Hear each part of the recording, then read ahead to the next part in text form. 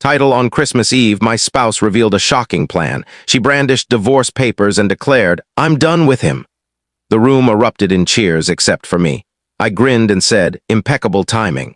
Now unwrap your presents." They did, and gasps filled the air when they saw what I'd prepared.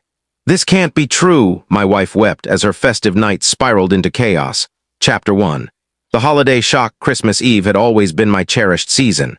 The tree sparkled with lights, frost coated the windows, and the aroma of nutmeg and evergreen wafted through the house. That year, though, something felt amiss. My wife, Sarah, had been unusually buoyant for days, almost too cheerful. She'd insisted on hosting the entire extended family at our home, something she typically loathed. Her parents arrived by plane. Her brother, who barely tolerated me, showed up with his new partner. Even my own sister, absent for 3 years, made the trip. The living room buzzed with chatter, glasses clinking as stories and wine flowed freely. I stayed reserved, perched near the hearth, quietly observing Sarah's animated demeanor. "Everyone listen up," she announced, tapping her glass. "Before we dive into gifts, I've got a big reveal." I fixed my eyes on her, hands steady, breath even. I knew what was coming. Sarah stepped into the room center, waving a folder like a prize. "Happy Christmas," she proclaimed, eyes glinting with triumph. "These are divorce papers. I'm leaving him for good." A stunned hush fell, followed by CHEERS Japanese letter, Japanese letter, Japanese letter, Japanese letter, Japanese letter, Japanese letter system. Cheers and applause. Her mother clapped, tears in her eyes. Her brother fist bumped her. My sister looked gut-punched. But me, I smiled. "Great timing," I said, rising and smoothing my jacket. "Now open your gifts." Murmurs of confusion rippled through the room, but the presents sat ready under the tree, neatly wrapped and tagged. Sarah faltered, her confidence shaken. "What? Gifts?" I gestured to a silver box with her name. "Yours first." She let out a nervous chuckle, trying to regain control, and tore into the package. Inside was a sleek bound book labeled Sarah's Holiday Keepsakes.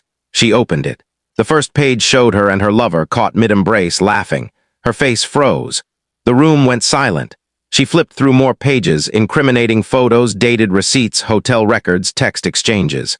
Her color drained, her hands shook. Her mother gasped. Her father coughed on his drink. Her brother's girlfriend whispered, "Oh no." But I wasn't done. Every gift under the tree held another piece of the puzzle. Chapter 2. A present for all. Sarah slammed the book shut, trembling. "Where did you get these?" she hissed, barely audible. I ignored her, nodding to her mother. "For you, open it." Her mother, hesitant but curious, untied a blue ribbon on a small box. Inside was a printed email thread. She read the subject aloud without thinking. "Asterisk, should I tell him about your fling with the gardener?" Her face paled. "Keep going," I said softly. She did. The emails revealed Sarah and her mother plotting my downfall, mocking my kindness, scheming to take the house and secure alimony. The room was now a graveyard of clinking glasses. I turned to Sarah's brother. "Your turn." He opened his gift, a stack of credit card statements in my name, drained by his unpaid business ventures. "Oh, and you're under audit," I added. "Happy holidays." Sarah gripped the couch like it was her anchor. "What is this?" "Gifts," I replied coolly. "Everyone gets what they earn." My sister broke the silence. "You knew all along," I smiled. "I waited for the right moment." I approached Sarah slowly. "You thought this was your victory, didn't you? That you'd shame me, take it all, and start fresh with your lover and your smug pride." She blinked, speechless. "Here's the truth," I whispered. "This house, mine, bought before we married, the prenup you laughed off, still binding. The business you thought we shared, I removed you legally months ago." Her jaw dropped. "And your boyfriend," I continued. "He's being investigated for fraud. The money he promised, gone, so is he." I faced the stunned room. "Drinks are in the kitchen. Merry Christmas." I walked out into the snow, leaving behind a room of shattered plans, broken egos, and a scheme years in the making, undone in one evening. Chapter 3. The aftermath. The snow crunched under my feet as I stepped outside, the cold air cleansing. Behind me, chaos erupted, yells, sobs, accusations flying. I didn't glance back. It wasn't just revenge. It was strategy, patience, letting them think they'd won until the rug was pulled out. In my car, I opened a phone folder labeled Winter Backup Plan. It contained everything. Digital copies, recordings, signed documents, bank logs, hidden camera clips of Sarah's scheming with her family. All time-stamped, all court-ready.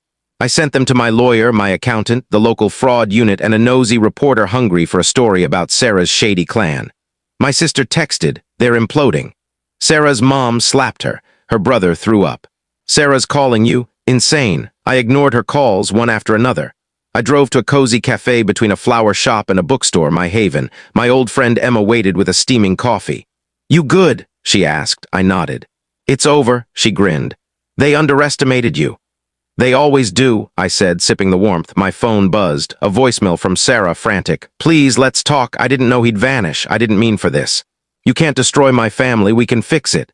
I deleted it. This wasn't about fixing. It was about consequences, paid in full. Chapter 4, a house in shambles. By the time Sarah's family grasped the extent of my actions, it was too late.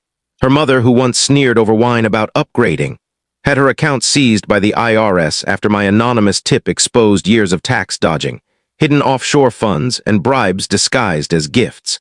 Her brother, who mocked my soft success, was ousted from the city planning board within 48 hours. A leaked recording of him arranging shady land deals didn't help. Sarah was stunned. The prenup she dismissed had an infidelity clause she'd forgotten. The photos, receipts, and hotel charges were ironclad. When she fought back, my lawyer revealed the rest. The house, the car, the business, none were hers. I'd quietly removed her name months ago when I noticed her secretive texts, late-night retreats, and odd charges. Her sale of our business, a fake contract. She thought she'd sold it, but I'd already transferred it to a holding company I owned. The $400,000 she wired to her lover's account, it went to a dummy account I controlled. The financial app she used to spy on me. A trap I'd set to monitor her.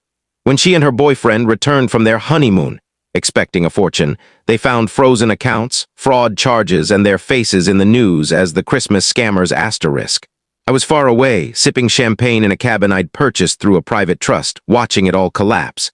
Chapter 5. The last strike the morning after Christmas, my phone showed 37 missed calls, Sarah, her lover, her mother, her brother, even their cocky lawyer who once called me spineless. I ignored them all. Over coffee, I watched the news. A well-known family faces scandal after allegations of tax evasion, forged sales, and infidelity surface.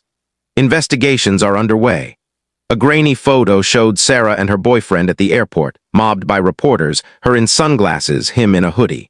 By afternoon, Christmas scam asterisk was trending. Online detectives exposed every detail of her affair, the fake sale, and her divorce party. Her nonprofit job, gone by evening, the bank. She tried to withdraw from the decoy account, only to be handed a freeze notice and escorted out by security. Her boyfriend's parents disowned him, ashamed of the scandal. A viral video spread. Sarah screaming in our old driveway, banging on the locked door as movers dumped her things on the curb. A neighbor muttered on camera, "Didn't she kick him out last year?" Another replied, "She outplayed herself." In my cabin, I got an email from Sarah. Subject, please asterisk. It read, "You won, I'm sorry, it wasn't supposed to go this far, can we talk?" I typed one word, no asterisk. Sent, #epilogue. Serenity after the chaos. 6 months later, the snow was gone, the drama faded, and the oppressive silence had turned tranquil. I stood on my cabin's porch, the pines rustling in the wind. No lawsuits, no threats, just peace.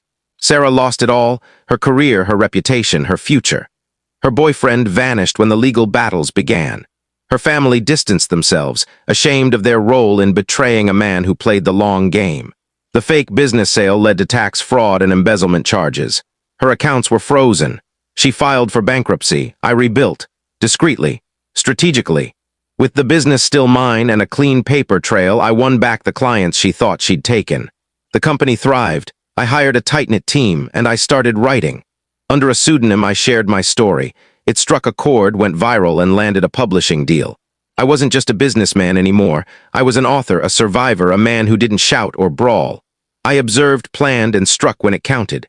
The lesson: revenge isn't always loud.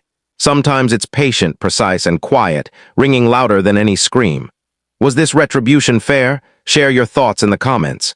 If you believe this justice was deserved, pass this story to someone who'd appreciate its fire. Follow Tailies by Lauren Asterisk for more gripping stories of deceit and reckoning.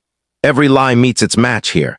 Every betrayal casts a shadow. Stay vigilant, stay resilient, stay tuned.